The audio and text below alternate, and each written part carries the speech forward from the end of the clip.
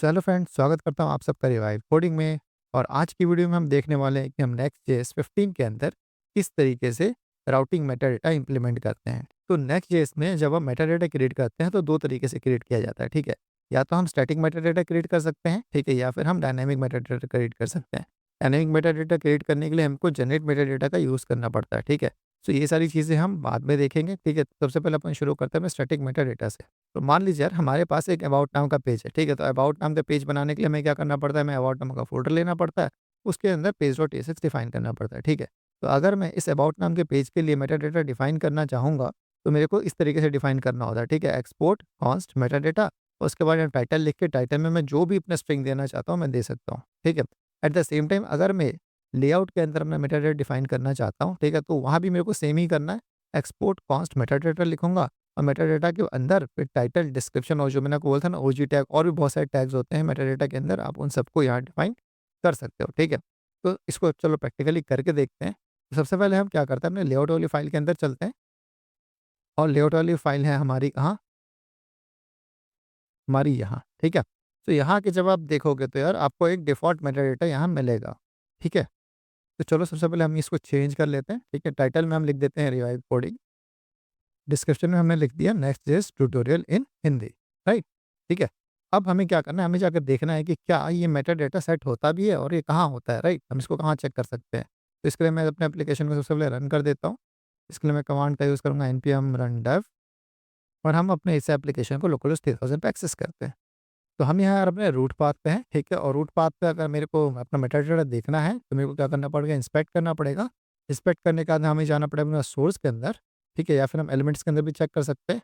और यहाँ मेरे को सर्च करना पड़ेगा अपना टाइटल, ठीक है। और देखो टाइटल में क्या आ गया, रिवाइव कोडिंग आ गया, ठीक है।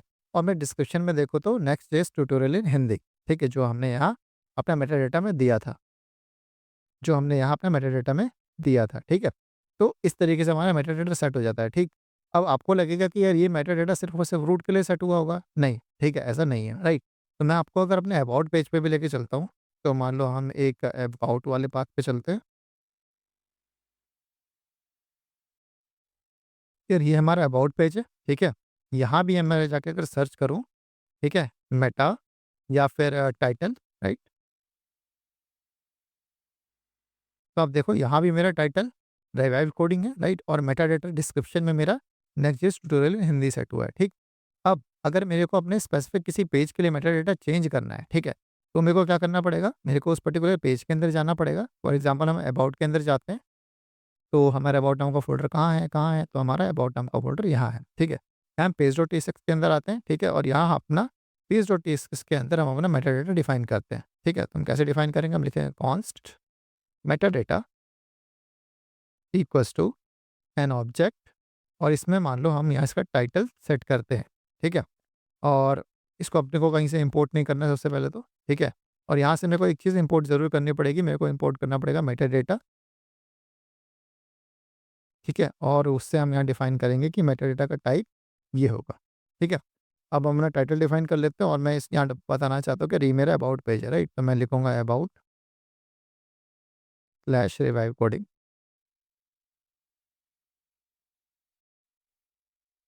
राइट। इसको सेव करते हैं।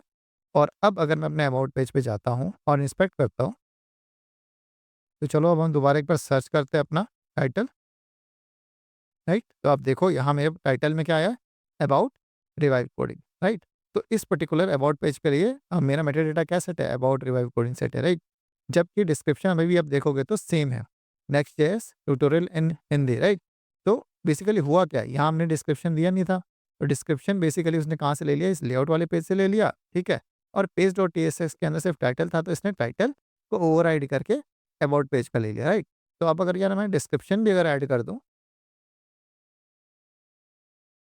This is about page description, तो सेव कर लेते हैं, ठीक है। अब अगर मैं सेम पेज पे आता हूँ, ठीक है, इसको एक बार रिफ्रेश कर लेते हैं और हम सर्च करते हैं टाइटल,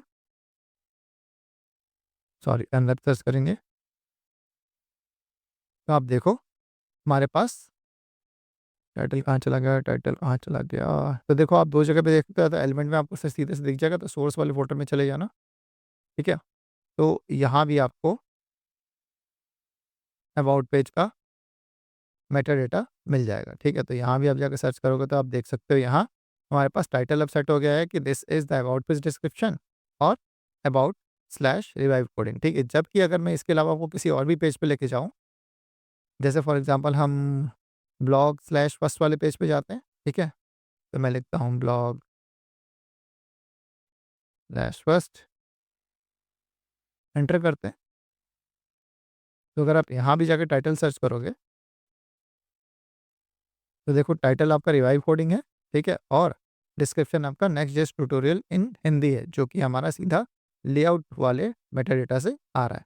ठीक है, दिखा देता हूँ आपको, ये देखो ये हमने मैं लेआउट में डिफाइन किया था रिवाइव कोडिंग और नेक्स्ट जेस्ट ट्यूटोरियल इन हिंदी। ठीक है, सो मैं जिस भी पर्टिकुलर पेज के लिए मेटा डेटा डिफाइन करना चाहता हूँ तो इस तरीके से मैं उसके स्टैटिक मेटा डेटा डिफाइन करना चाहता हूँ, या फिर जहाँ भी मेटा डेटा नहीं है तो बाय डिफ़ॉल्ट वो हमारे लेआउट जो भी उसका सबसे रीसेंट लेआउट है, ठीक है, उससे अपना मेटा डेटा उठा लेगा अगर वहाँ डिस्क्रिप्शन में है तो। ठीक है, एल्स जो भी सबसे पेरेंट वाला होगा हमारा एल्स हमारा जो भी सबसे पेरेंट वाला लेआउट होगा वहाँ जो मेटा डेटा होगा वो सीधा मेरे हर पेज पे सेट हो जाएगा। ठीक है, तो इस तरीके से हम Meta data static Meta data set करते हैं। ठीक है, तो हमने मर्ज बिहेवियर देख लिया है ना, कि अगर मेरे लेआउट में टाइटल और डिस्क्रिप्शन है, ठीक है, तब तो वो लेआउट से उठा लेगा, सभी पेजेस के लिए वहीं से सेट करेगा, राइट।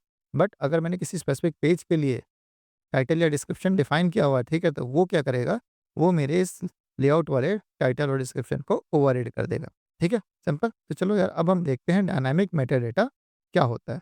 ठीक है, तो मान लीजिए आपके पास एक डायनामिक राउट है, ठीक है, और ये मेरा डायनामिक आईडी है, राइट, और इसके अंदर हमने पेज डॉट टी6 डिफाइन किया। ठीक है, तो हमारे पास एक डायनामिक पेज है, राइट।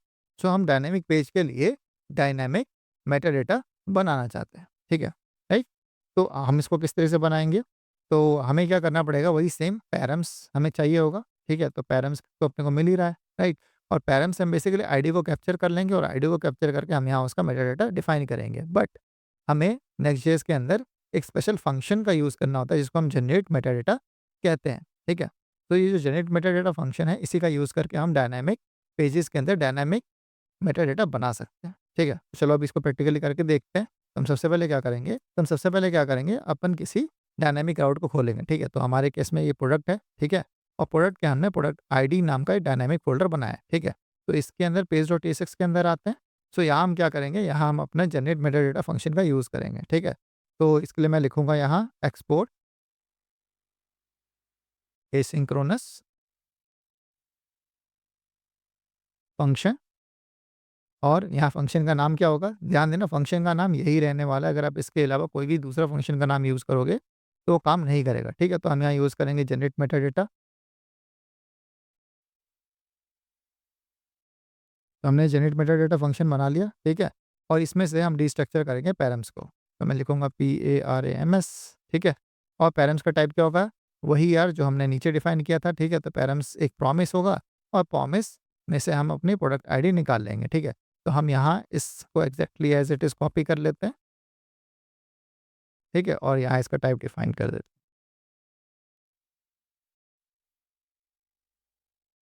अब हमें क्या करना है, हमें इस फंक्शन के अंदर जाना है। ठीक है, और यहाँ से हम एक ऑब्जेक्ट रिटर्न करेंगे और इस ऑब्जेक्ट में हमारा एक फील्ड होगा टाइटल, राइट। तो हम लिखेंगे TITLE टाइटल। ठीक है, और हम यहाँ ये भी डिफाइन कर देते हैं कि ये जो जनरेटर फंक्शन है ये क्या रिटर्न करेगा। ठीक है, तो ये रिटर्न करेगा हमारा मेटा डेटा। ठीक है, सो यहाँ हम बेसिकली सबसे पहले डिस्ट्रक्चर करके निकालेंगे पैरम्स में से आईडी को। तो मैं लिखूंगा const destructure equals to params. तो हम पैरम्स में से डिस्ट्रक्चर करेंगे। ठीक है, बट हम क्या डिस्ट्रक्चर करेंगे, तो हम यहाँ से अपना प्रोडक्ट आईडी डिस्ट्रक्चर करेंगे, राइट। तो मैं लिखूंगा प्रोडक्ट आईडी, राइट, और मैं लिखूंगा प्रोडक्ट, मतलब हम कॉन्कैटिनेट कर रहे हैं प्रोडक्ट को प्रोडक्ट आईडी के साथ, राइट। तो अभी एरर इसलिए आ रही है क्योंकि हमने यहाँ अवेट नहीं लगाया, तो इसको अवेट लगा देते हैं। ठीक है, और सब ओके। ठीक, तो चलो यार अब हम यहाँ अपने किसी प्रोडक्ट वाले राउट पे जाते हैं और यहाँ हम अब ओपन करते हैं किसी पर्टिकुलर प्रोडक्ट आईडी को। तो हम लिखूंगा प्रोडक्ट्स 1, एंटर करते हैं। तो ये मेरी फर्स्ट प्रोडक्ट आईडी के लिए मेरा पेज आ गया। ठीक है, this is our detail page for product 1। ठीक है, और इसके अंदर हम अगर अपना सोर्स कोड खोलें और यहाँ मेटा डेटा जाके अपना सर्च करें या फिर टाइटल सर्च करते हैं, ठीक है। तो आप देखो ये मेरा टाइटल आ गया, ठीक है। टाइटल अभी भी रिवाइव कोडिंग आ रहा है, ठीक है। तो बट हमारे पास क्या आना चाहिए था इस पेज के लिए टाइटल? हमारे पास इस पेज के लिए टाइटल आना चाहिए था प्रोडक्ट 1, ठीक है। हमारे पास प्रोडक्ट 1 आना चाहिए था इसका टाइटल, राइट। बट ऐसा नहीं हो रहा, इसका मतलब क्या है कि हमने कहीं कुछ गलती कर दी है, ठीक है। तो गलती हमने क्या किया यार? तो गलती मैंने ये की है कि ये जो डी है, ठीक है, ये डी कैपिटल नहीं, इसको स्मॉल होना चाहिए था, ठीक है। तो जनरेट मेटा और डी में स्मॉल ही रहेगा तो डेटा इस तरीके से होगा, ठीक है। तो अब अगर एक बार इसको सेव करके दोबारा से यूआई पे जाते हैं, ठीक है, और एक बार इसको रिफ्रेश करके देखते हैं और अपने इस पेज को खोलेंगे, ठीक है, और यहाँ जाके हम अपना सर्च करेंगे टाइटल। तो आप देखो यहाँ हमारे पास जो टाइटल है वो चेंज होके क्या आ गया है? ठीक, प्रोडक्ट 1, ठीक है। तो यहाँ हमारा टाइटल प्रोडक्ट 1 आ रहा है। उसी तरीके से हम यहाँ से डिस्क्रिप्शन भी डायनामिक जनरेट कर सकते हैं। तो मैं लिख दूंगा डिस्क्रिप्शन और डिस्क्रिप्शन में हम लिख देते हैं डिस्क्रिप्शन अबाउट प्रोडक्ट 1। ये हमने लिख दिया description about product ID, right. So अब अगर हम दोबारा से यहाँ आएँ, रिफ्रेश करने के बाद अगर आप यहाँ डिस्क्रिप्शन देखो, तो डिस्क्रिप्शन अभी भी चेंज नहीं हुआ, ठीक है। अब ये क्यों हो रहा है? क्योंकि शायद हमने डिस्क्रिप्शन का स्पेलिंग सही नहीं डाला। तो एक बार डिस्क्रिप्शन की स्पेलिंग सही कर लेते हैं, ठीक है, और एक बार दोबारा से अपनी यूआई पे आते हैं। तो आप देखो डिस्क्रिप्शन अबाउट प्रोडक्ट 1, ठीक है। तो इस तरीके से यार आप जो अपना मेटा डेटा है उसको डायनामिकली भी सेट कर सकते हो, ठीक है। तो यहाँ हमारा प्रोडक्ट 1 आ गया और यहाँ हमारा डिस्क्रिप्शन में आ गया डिस्क्रिप्शन अबाउट प्रोडक्ट 1, राइट। तो हमने ये भी देखा यार किस तरीके से डायनामिक मेटा डेटा सेट होता है, ठीक है। तो चलो अब यार एक इंपॉर्टेंट चीज़ है जो मैं आपको समझाना चाहता हूँ। हमारे पास यार कुछ लिमिटेशंस है, ठीक है। और लिमिटेशन क्या है? सर अगर मैं ये चाहूँगा कि मैं एक ही पेज के अंदर, ठीक है, दोनों ही चीज़ें डिस्क्राइब कर दूँ, मतलब एक्सपोर्ट मेटाडाटा का भी यूज़ कर लूँ या फिर मैं साथ में एक्सपोर्ट जनरेट फंक्शन का भी यूज़ कर लूँ, ठीक है। तो अगर मैंने ये गलती से भी गलती करी तो मेरे को मेरा नेक्स्ट जेएस एरर दे देगा, ठीक है। तो सिंपल सी बात ये है कि यार मैं एक्सपोर्ट मेटाडाटा जो हम सिंपली स्टैटिक मेटाडाटा डिफाइन कर सकते हैं उसको, और जो हम जनरेट मेटाडाटा यूज़ करते हैं, ठीक है, उसको हम दोनों को एक साथ एक ही कंपोनेंट में एक ही पेज में यूज़ नहीं कर सकते, ठीक है। अगर आप ऐसा करोगे तो आपको मिलेगा एक बड़ा एरर, ठीक है।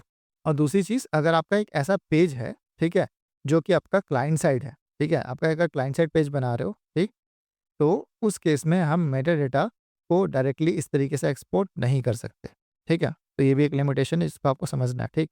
मतलब देखो ऐसा है कि अगर मैंने कोई ऐसा पेज बनाया है जो कि मैं क्लाइंट साइड रेंडर करा रहा हूँ, ठीक है। फॉर एग्जांपल मैं काउंटर ऐप बनाना चाहता हूँ, ठीक। तो इसके लिए चलो हम एक काउंटर नाम का फ़ोल्डर बना लेते हैं। तो मैं क्लिक करता हूँ। तो मैं यहाँ क्लिक करता हूँ ऐप पे और यहाँ एक काउंटर नाम का फ़ोल्डर बना लेते हैं और फ़ोल्डर के अंदर हम एक पेज.tsx फाइल बना लेते हैं, ठीक है। लिखूँगा RFC और इसको लिख देते हैं काउंटर, राइट। तो सिंपल से काउंटर की फंक्शनैलिटी अगर हम बनाएँ यहाँ, तो मैं यहाँ लिखूँगा 2 बटन, एक में लिखूँगा प्लस, एक में लिखूँगा माइनस और यहाँ हम बीच में कोई टेक्स्ट एंटर कर लेते हैं, ठीक है। तो टेक्स्ट के लिए हम लिख देते हैं एक स्पैन टैग और यहाँ मैं लिख देता हूँ काउंट और यहाँ हम यूज़ स्टेट का यूज़ कर लेते हैं। तो मैं लिखता हूँ और यहाँ इसके नीचे रख देते हैं 0, ठीक है। अब हम सिंपल सा यहाँ लिखते हैं कि भैया अगर मैं प्लस वाले बटन को क्लिक करूँगा, सेट काउंट को बढ़ा दो, सेट काउंट इक्वल्स टू हो जाएगा काउंट +1। सेम इसको यहाँ से कॉपी कर लेते हैं और इसको यहाँ पेस्ट कर देते हैं इस बटन के ऊपर, ठीक है, और यहाँ लिख देता हूँ काउंट -1, ठीक है, सिंपल। और यहाँ मैंने ऑन क्लिक किया, ऑन क्लिक लिखा है क्या मैंने? ऑन क्लिक लिखा है मैंने और ये किया वो किया। अच्छा यहाँ कर्ली ब्रेसेस नहीं लगा, ठीक है, तो एक कर्ली ब्रेसेस लगा देते हैं, ठीक है, ऑल सेट। अब क्या रह रहा है? सॉरी कर्ली ब्रेसेस बाहर लग गया और ये अंदर लग गया, इसको बाहर लगाना था, ठीक है। अब ऑल गुड, ठीक है। इसको फिलहाल बंद कर देते हैं, यहाँ आते हैं स्लैश काउंट डालते हैं, ठीक है। तो आप बोलोगे यहाँ मेरा काउंट नाम का पेज मिला नहीं, ठीक है। क्यों नहीं मिला? क्योंकि हमने पेज.tsx काउंटर बनाया है, राइट, काउंट नहीं बनाया। तो हम यहाँ लिखते हैं काउंटर COUTR, सॉरी यहाँ गलत नाम दे दिया, COUNTER, राइट। और हम यहाँ अपने पेज को दोबारा से रेंडर कर लेते हैं। तो आप देखोगे कि यार हमने यूज स्टेट तो यूज़ किया है, ठीक है, बट यूज स्टेट को हम सर्वर साइड कंपोनेंट में यूज़ नहीं कर सकते, राइट। तो इसके लिए मेरे को इसको क्लाइंट साइड बनाना पड़ेगा, ठीक है। तो हम यहाँ लिखते हैं ऊपर में क्लाइंट साइड, ठीक है। तो इसके लिए हम लिखेंगे यूज़ क्लाइंट। सो अब यार ये जो मेरा कंपोनेंट है ये एक क्लाइंट साइड कंपोनेंट बन चुका है, ठीक है। तो अब हम अगर इस सेम यूआई पे वापस जाएँ तो हमारे पास ये बटन आ गया, ठीक है, प्लस का बटन, माइनस का बटन और ये काउंट की वैल्यू, राइट। अगर मैं इसको प्लस करूँ तो इसकी वैल्यू प्लस हो रही है, अगर मैं इसको माइनस करूँ तो इसकी वैल्यू माइनस हो रही है, ठीक है। तो ये तो मेरा बटन आएगा, राइट। सो यहाँ से अगर हमें जनरली मेटाडेटा एक्सपोर्ट करना होता है तो हम क्या लिखते हैं, हम लिखते हैं एक्सपोर्ट कॉन्स्ट मेटाडेटा, राइट। और हमें इस तरीके से ऑब्जेक्ट रिटर्न कर, राइट। और यहाँ हम अपना टाइटल डिफाइन कर, राइट। टाइटल में मैं लिख देता हूँ काउंटर पेज, ठीक है। तो सबसे पहले अगर मैं आपको यहाँ काउंटर पे वापस लेके आऊँ, ठीक है, और मैं आपको एक बार टाइटल इंस्पेक्ट करके इसका दिखाऊँ, तो यहीं आपको एरर मिल गया कि ठीक है कि parsing ECMAScript source code failure, ठीक है। और आपको एरर क्या आ रहा है, एरर आपको इस पॉइंट पे आ रहा है, ठीक है। और इस पॉइंट पे एरर क्या आ रहा है आपको, अरे यार ओके, तो हमने बेसिकली इसको अंदर डिफाइन कर दिया, राइट। इसको अंदर नहीं डिफाइन करेंगे, हम इसको सबसे तो बाहर डिफाइन करेंगे। अच्छा यार अपने को यहाँ एक चीज़ करेक्ट करनी है, ये जो डी होता है ना, डी अपना स्मॉल ही रहता है, ठीक। तो मैं मेटा डेटा को सबसे पहले मेटा डेटा सब स्मॉल में रहेगा, ओके। तो अब मैं यार अपने इस काउंटर पेज पे चलता हूँ, ठीक है। और अगर आप यहाँ देखोगे तो मेरे को अभी भी एरर आ रहा है, ठीक है। अभी काउंटर का जो एरर है जहाँ तक मुझे समझ में आता है, ठीक है, वो आपको इसलिए आ रहा है क्योंकि हमने, चलो हम यहाँ सर्च भी कर लेते हैं, सबसे पहले तो अपना टाइटल सर्च करके देखते हैं, TITLE, राइट। और आप यहाँ अपना टाइटल सर्च करोगे तो आपको अपना टाइटल नहीं मिलेगा, ठीक है। क्यों? क्योंकि हम मेटा डेटा जो टाइटल होता है, ठीक है, टाइटल क्लाइंट पेजेस के लिए नहीं बनता, ठीक है।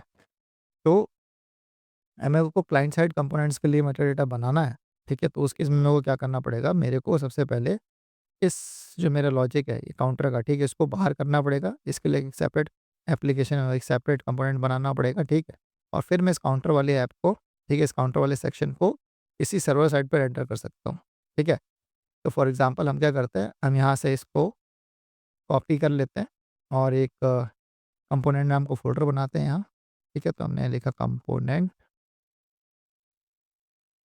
तो हम अपने काउंटर नाम का कंपोनेंट बना लेते हैं। तो मैं लिखता हूँ काउंटर डॉट CSX, ओके।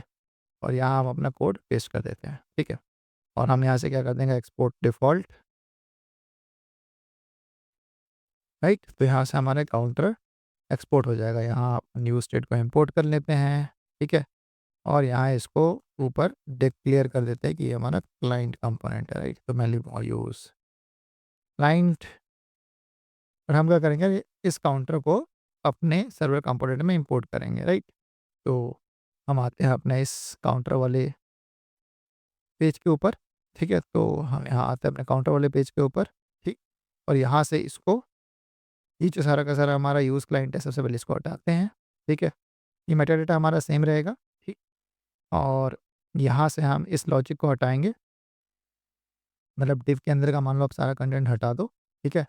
और यहाँ पर हम रेंडर करने का हमने काउंटर वाले कंपोनेंट को, तो मैं लिखूँगा काउंटर, और काउंटर वाले कंपोनेंट को हमने यहाँ इंपोर्ट कर लिया है, ठीक है। अगर आप देखोगे तो यार मेरे को इसको चेंज करके कुछ और नाम देना पड़ेगा। तो मान लो मैं इसका नाम देता हूँ इंडेक्स, ठीक है। और इसी सेम नाम से मैं इसको एक्सपोर्ट करेंगे और यहाँ मैं काउंटर को इंपोर्ट कर लेता हूँ अपने कंपोनेंट वाले फ़ोल्डर से, ठीक है। और यहाँ इस केस में मेरे को यूज़ स्टेट नहीं चाहिए, राइट। तो मैं यहाँ से इसको हटा देता हूँ, सेव करता हूँ और यहाँ से इस यूज़ स्टेट को हटा देता हूँ, ठीक है।